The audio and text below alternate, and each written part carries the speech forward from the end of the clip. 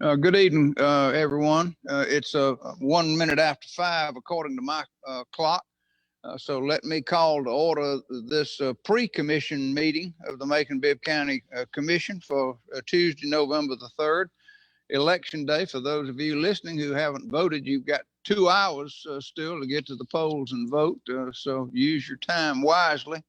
I do have a little notice that I need to read out at the beginning of the meeting. Out of an abundance of caution, the Macon Bibb County Commission meeting scheduled for Tuesday, November the 3rd at 5 o'clock pre-commission and 6 o'clock regular commission will be available to the Macon Bibb County Commissioners by video conference only. The commission chambers will be closed to the public and press in order to slow the spread of COVID-19. Therefore, the public and press may only access the meeting simultaneously online at www.maconbibb.us or www.facebook.com/Macon Bibb County. And again, welcome everyone. I think we have a quorum of commissioners on the line, but I want to double check that. So I'll ask the clerk to call the roll.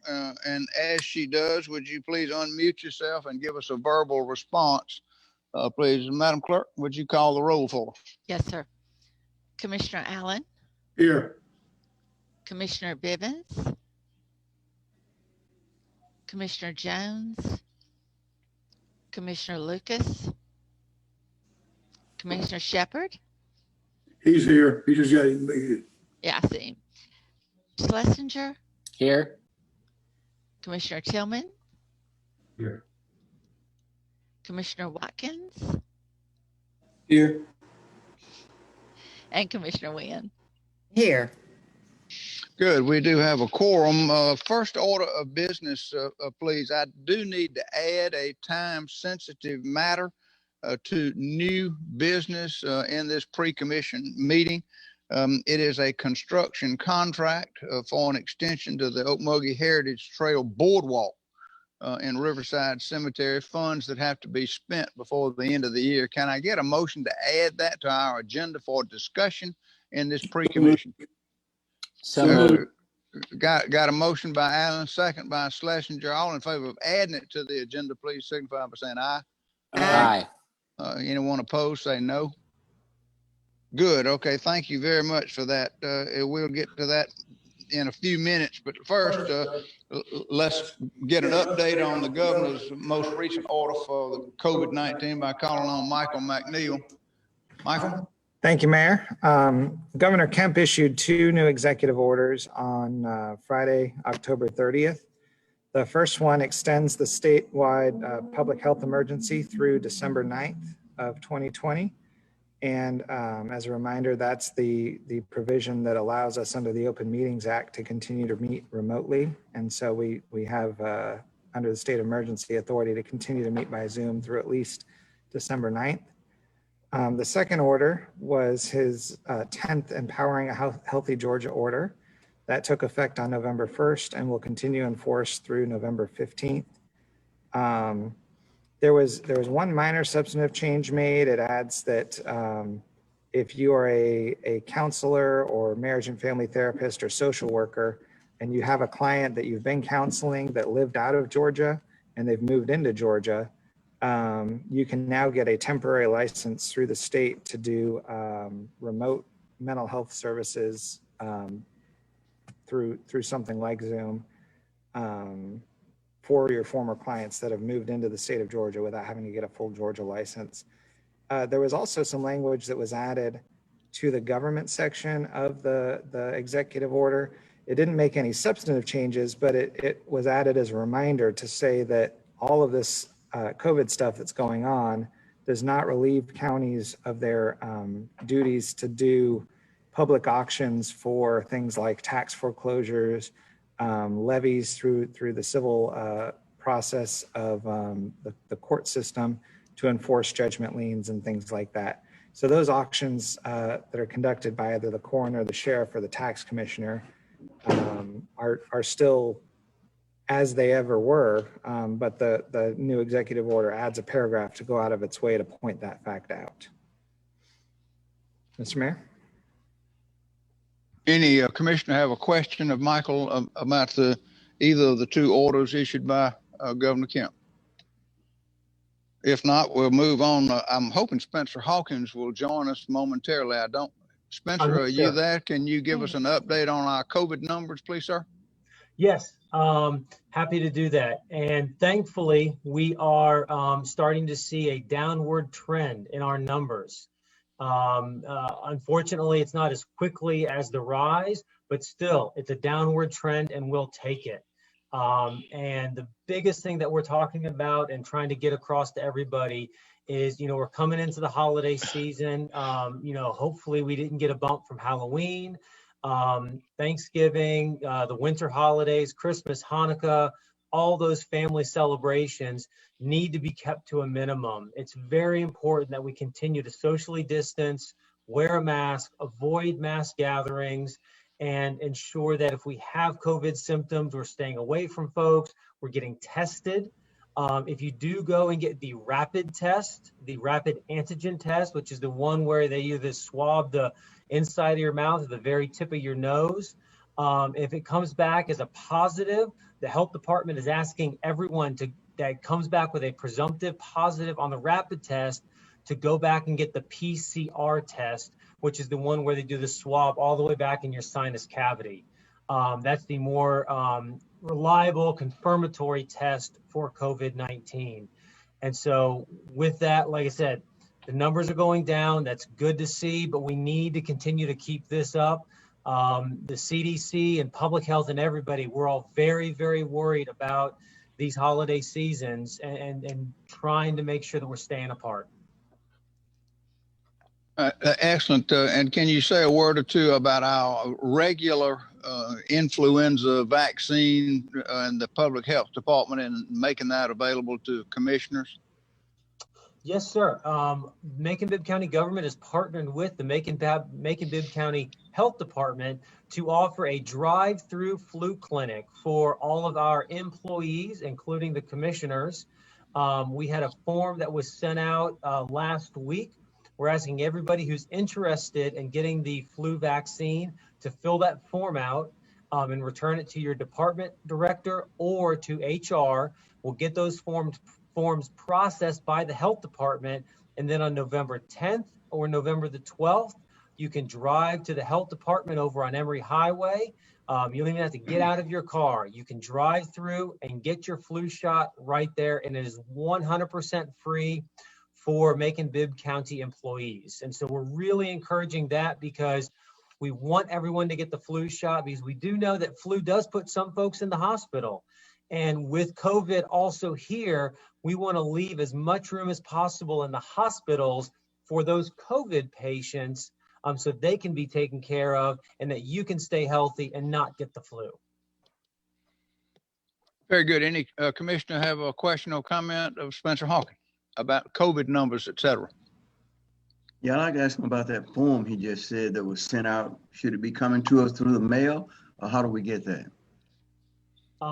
Myself and Dr. Duhart sent it out to all users and all Macon Bibb County employees. I will go ahead and forward that to Janice Ross, and so she can specifically send it to you directly. Okay, thank you. Very good. Any other questions or comments of Spencer? If not, Spencer, thank you very much for keeping us apprised of developments and all that's going on in the world of weather and COVID-19. Let's move on our agenda and get an update from Julie Moore on COVID. CARES Act funding. Julie. Thank you. We included a list that Janice sent out to you all last week of requests that we've received to date for additional CARES Funding Act. It was about roughly $1 million of requests from all business, food delivery, distance learning for some schools, the public service announcements to continue. And we kind of had a question mark because we know there had been some conversation with the Homeless Coalition and some of the things that they're looking for, but just wanted to make sure you all were aware that there were some additional requests out there. but also aware that since we began receiving those requests, we've been informed from the state that we won't be receiving any additional dollars. So we've been able to seek reimbursement up to $8 million, some of which did go back into the community through the health organization, some food delivery, et cetera. But a lot of it was available to provide PPE and PSAs that we've already done for us and for the community. But just to remind everyone, we're not receiving additional funds, and you do have some other requests out there, and at some point we'll need some more guidance on how you want to deal with that. Questions Mayor? or, right, Yes, Mr. Mayor. Commissioner Wynn? Thank you. Julie, have we already used up the money that we received reimbursement for? Well, we've already distributed some of the money that we Yeah. received reimbursement for. So anything that Hospital River Edge, Public Health submitted to us, any PPE costs that we were reimbursing or distributing to the community, we have already spent that money. The rest of the reimbursement was based on expenses that we had within Bibb County that qualified for reimbursement. A lot of that had to do with public safety salaries, and again, the PSAs, we were reimbursed for some of the PSA work that we did, everything up to September 30th, but you remember, or September 1st, but we were well into September, kind of in a limbo, waiting to see what the state was going to do. And we've continued to cover some of those expenses with the CARES funding. But now that we know that we're not getting any additional funding, I just think it's the time to decide how much more you want to spend of that. Well, no, the question was to have we used the amount of funding we've already received? Has it been distributed, all of it, somewhere? Not all $8 million, other than the $4 million that went into our fund balance that we attributed to the salaries for public safety that we've captured. The rest of the money has been distributed to anybody who sent us a receipt that was submitted and approved. So how much would you say, how much would you say remains, please? The $4 million that we received that came back to our coffers. Okay. Okay, thank you. Other questions or comments for Julie by commissioners? If not, let me go on and. Mayor. Sorry, I was on mute. Oh, certainly, Commissioner Allen. Mr. Mayor, I had asked that $25,000 go to a private school. Since I found out that the schools are getting money, I had talked with our attorney today and asked him to pull that for that $25,000 for the schools, for the school that I'd asked about, the private school. So that should be pulled. I don't know if Julie knows about that or not, but I talked to Michael McNeil earlier today about that. Okay, I appreciate that heads up, and if that may factor in a little bit later to the first item of business on the 6 o'clock full agenda or full commission meeting, because the first item of old business will be whether or not to override the mayor's veto. And that way, because I did sign a veto of that funding package. So unless my veto is overridden, there won't be a funding package to add anything to. Well, I've already decided to stick with you on that. I'm not going to try to override it. Okay. Any other questions of Julie or comments about where we are with that? If not, it is my pleasure to announce to you my candidate for vehicle maintenance director. As we have done in the past, what I do is to introduce him to you tonight, but it'll be next week when we ask him to come before the committee of the whole, and we'll interview him as a committee of the whole and answer any questions. You are obviously welcome to call him, talk to him before or after the committee of the whole meeting, and then his formal vote will be at the nighttime meeting the week after that. That'll be something like the 17th, I think, of November. Today's the 3rd, the 10th, the 17th, I believe, is when we'll take his final vote. So it is my privilege and pleasure. And Rachel, can you pull up the little poster that we're going to distribute to all of our commissioners? It's my pleasure to nominate for your consideration Keith Butler to be the permanent director of the vehicle maintenance department. Most of you may know Keith. He has been serving since July of 2020 as the interim director of vehicle maintenance. And prior to that, he was the vehicle maintenance department senior mechanic and heavy equipment mechanic too, since January of 2007. So he's been with the department or in that capacity for the last 13 years. Mr. Butler holds multiple certifications, including F3 fire pumpers, F5 aerial fire apparatus, F4A advanced electrical systems, Cummins F3 fire pumpers, and others. He is obviously well versed and has been taking care of the fire department fleet, been responsible for that. And he was recommended for this position by former director Sam Hughley. I think he has served us well. So I hope he'll receive favorable consideration. He is on the call with us tonight, and I'll ask him to unmute himself and say hello to you and any other comments that he has. But again, this is just in the way of an introduction. Keith, thank you for being here. Thank you for what you've done for us. Thank you for being willing to serve. Let me call on you for comments at this point, sir. Thank you, Mr. Mayor. I am just honored as I can be to have this opportunity to serve Macon in this capacity. I've had a great tenure under Sam Hughley. Been his right-hand man for about 13 years, and I'm just willing to take on this task and move forward with Macon. Thank you very much, Mr. Butler. Like I say, we appreciate that. We will ask you to appear, as I said, next week, next Tuesday at the Committee of the Whole committee meetings. That'll be around 9 o'clock in the morning, next Tuesday, the 10th. And you may receive calls from some commissioners that want to talk to you just one-on-one between now and then or after that. But good luck to you. And again, we thank you very much for being willing to serve. Thank you very much. All right. Let me move on, and without objection, I want to jump over the review of tonight's agenda and go instead to new business. We've got 2 or 3 items on the consent agenda that I know usually you want to hear about.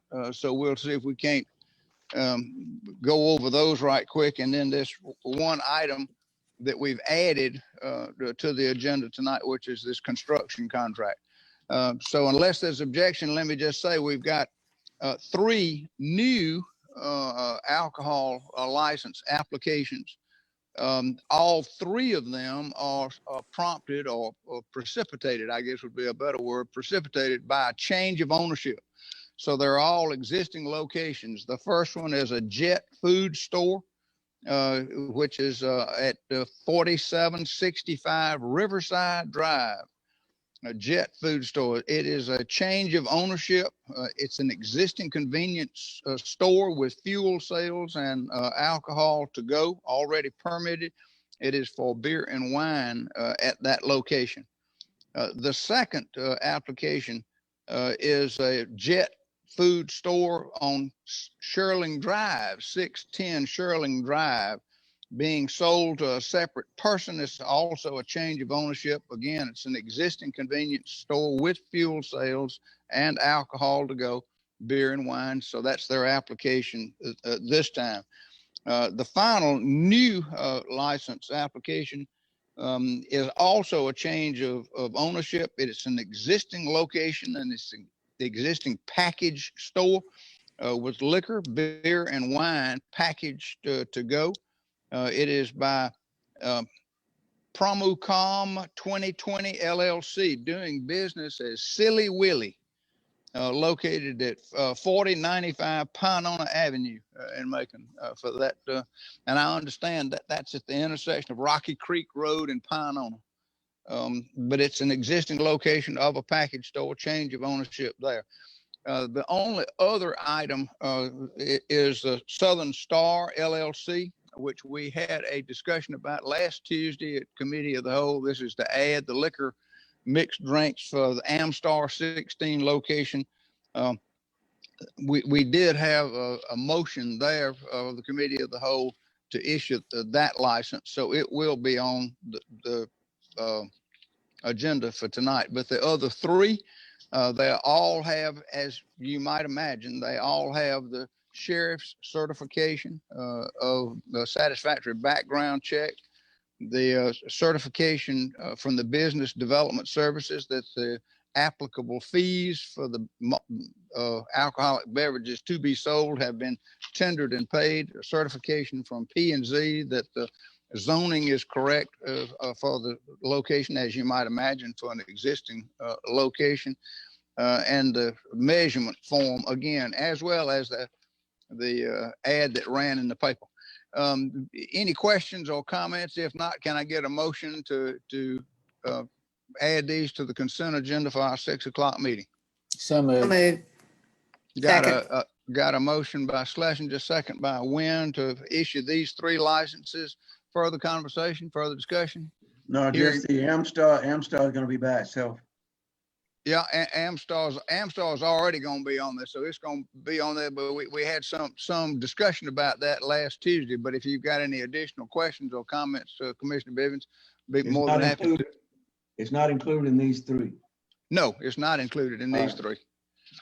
All right, so we're just adding these 3. So all in favor of adding these 3 for on the consent agenda for the 6 o'clock meeting, signify by saying aye. Aye. Aye. Opposed, say no. Okay, these 3 then will be on that in addition to the 4. And if we want to vote on any of them separately at the 6 o'clock meeting, we can certainly do that.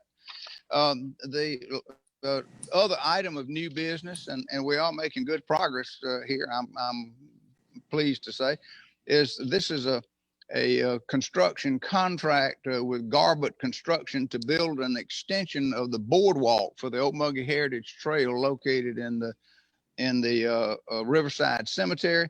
I'm actually going to call on Julie, if she's still here with us, to talk a little bit about why this is a time sensitive. Julie, can you bring us up to speed on that, please, ma'am?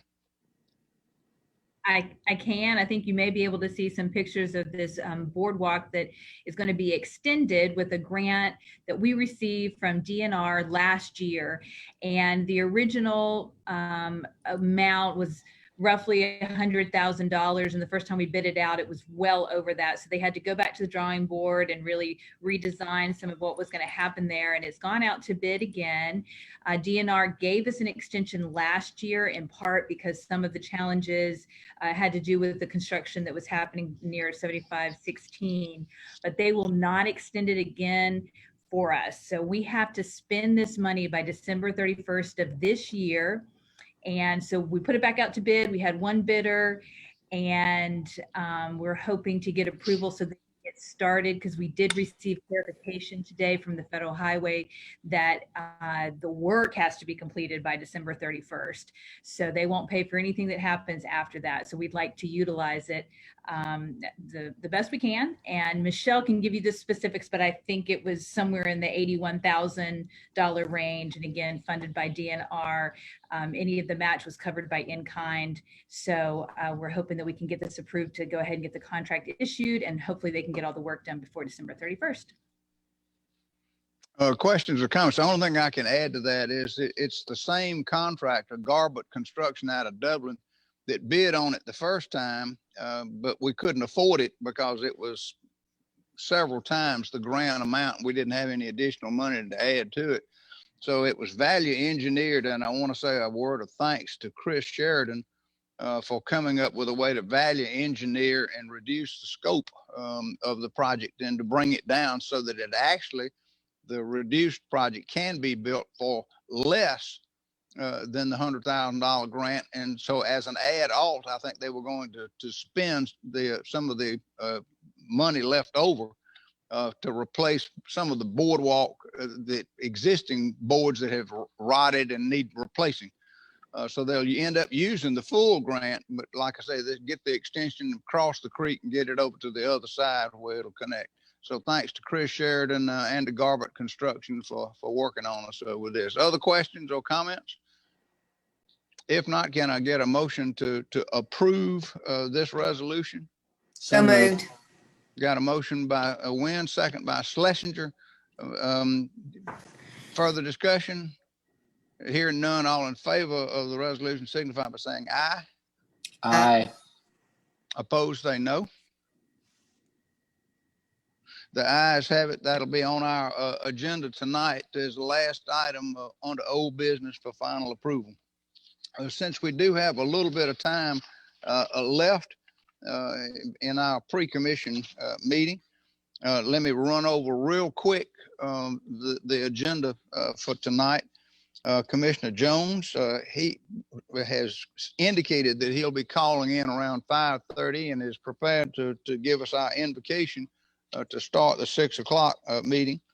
We'll approve the minutes of our pre-commission meeting and a regular commission meeting of October the 20th. Then we'll have reports from our committees. I think Chairman Watkins will give us the operations and finance report. I think Chairman Lucas will give us the economic and community development. I do not think that there is a report other than to say that every day in Macon Public Safety Day, but no further report. And then facilities and engineering, Chairman Jones, I'm hoping will be online to give us that. We do have one public comment, but it's on a non-agenda item. But I think it's relevant and pertinent. So just to kind of be sure we don't forget it, I may ask Michael to go ahead and read it at that point in time, even though it's a non-agenda item. I think it's pertinent to a discussion that we're having now, and I don't want it to get lost in the shuffle. So one public comment that we've received by email. Then we'll go to the consent agenda. That'll include the 3 license applications that we just acted on, as well as Amstar. If anybody wants to vote on one of these separately, I'd be more than happy to accommodate that. We can vote on them all together, or take any one out and vote on one or more separately. But they'll be the 4 consent agenda items. Then we'll go to old business. The first item under old business is whether or not to override the mayor's veto of the resolution authorizing a distribution of up to $765,000 in CARES funding. So that'll be the first item of old business. Then we'll move on after that to a resolution approving a request for installation of 6 street lights in the Windmill Plantation subdivision. The Facilities and Engineering Committee heard that and recommends approval.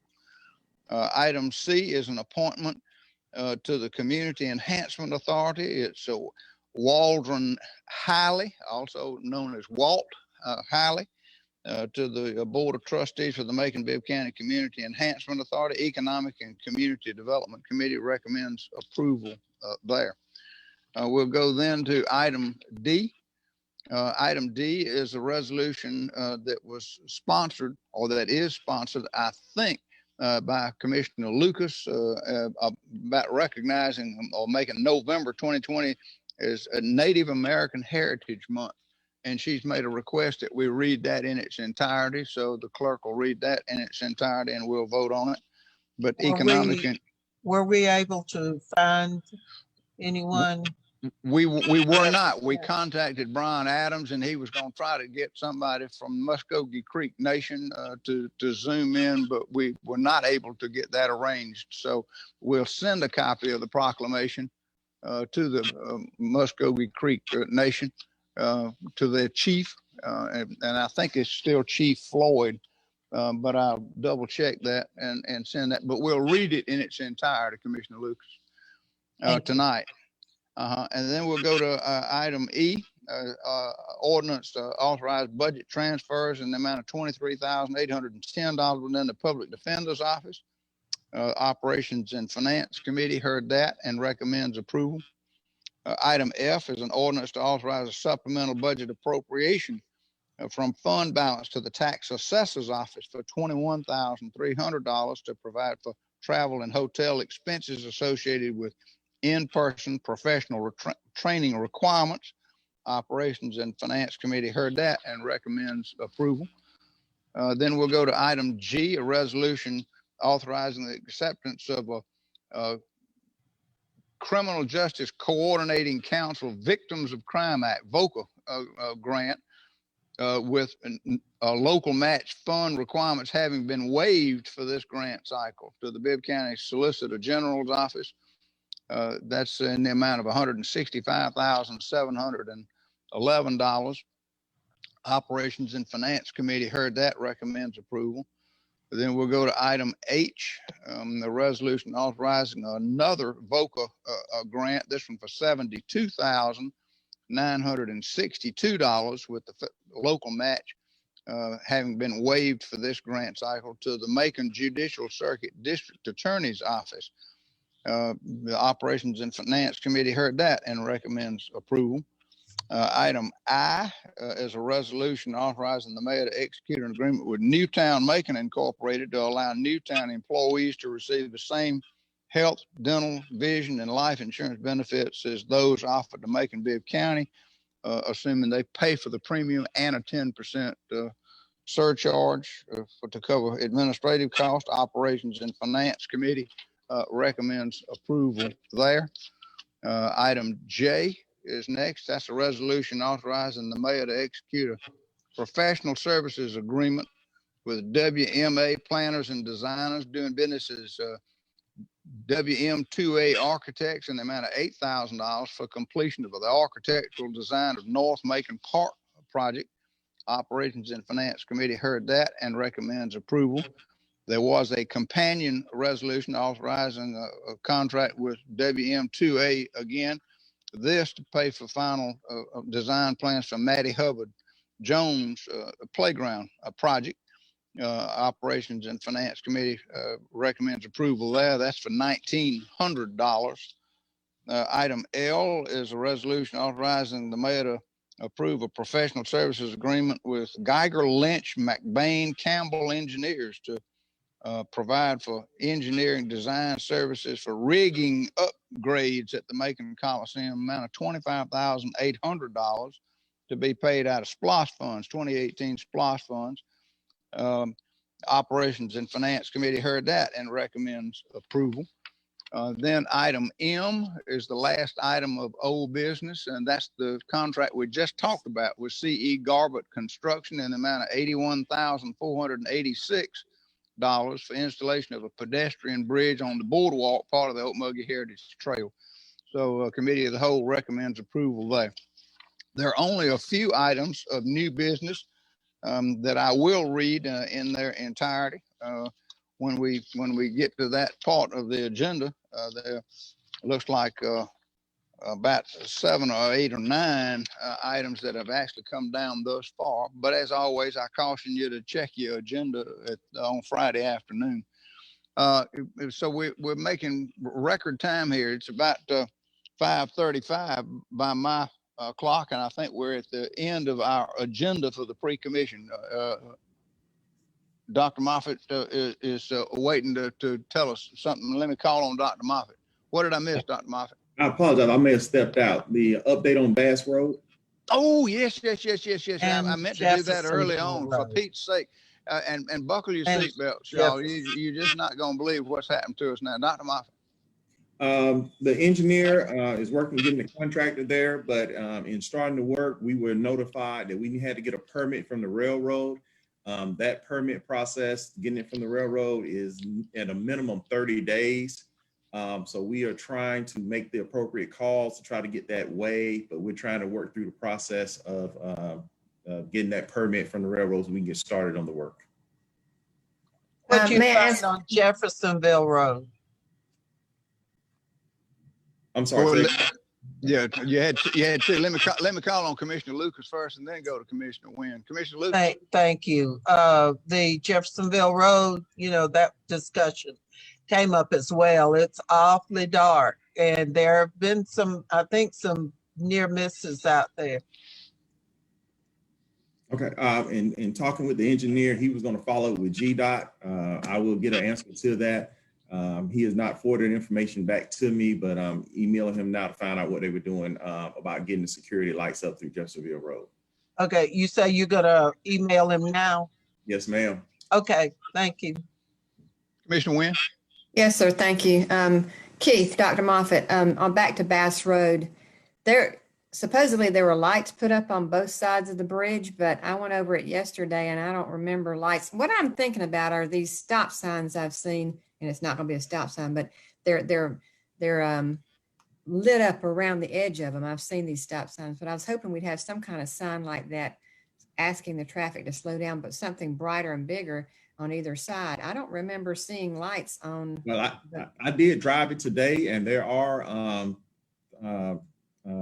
poles there for lights and solar power. I do know that they were looking at getting a different kind there, so I'm not sure if that was the one they went and picked up. But there are lights on both sides. I can ask them about if they can find something bigger, and it is signage going up to saying that it is a narrow bridge crossing. That's always been there, and and then some comment was made that the people that drive this road every day should know that that bridge is there and slow down. I agree with that, but still, when you're coming across the bridge and traffic's coming the other way, you're going to have a tight squeeze there, and the school buses are what scare me on that one. But we're doing what we can, I guess. Yes, ma'am. Right. Keith, you're welcome to stay with us. It's an open meeting, but we do not plan to do anything at the 6 o'clock meeting as far as you're concerned. So you're welcome to stay, but if you want to sign off, go do something else, go vote or whatever, that'll be great. And thank you again for being with us. Mr. Mayor, did I miss something? The gentleman that's leaving? Yes. Did I miss? I didn't get the link to. Yeah, he is. So I was in timeout. Well, he is my nominee to be permanent vehicle maintenance director. He's been acting as the interim director and has been with the department for about 13 years now, doing most of the work and oversight of work on the heavy equipment and fire department vehicles. This is Keith Butler. And I announced my schedule that I would introduce him tonight. We do have some information to provide to you, and then you're welcome to talk to him one-on-one between now and next week, but he'll be with us next week at the Committee of the Whole, where he'll be formally interviewed by commissioners, and then the following week we'll have his vote on the 17th at our nighttime meeting for his confirmation. Thank you for catching me up. Yes, ma'am. Happy to. All right, Keith. Thank you very much, sir. Thanks, sir. We appreciate that. And I would say this: why don't we take a 20-minute comfort break? Leave your computers on, please, but stand at ease, and we'll reconvene at 6 o'clock for our 6 o'clock meeting. So we are in recess until 3 or 4 minutes before 6. So sign back in or turn back on at 3 or 4 minutes to 6. And thank you very much.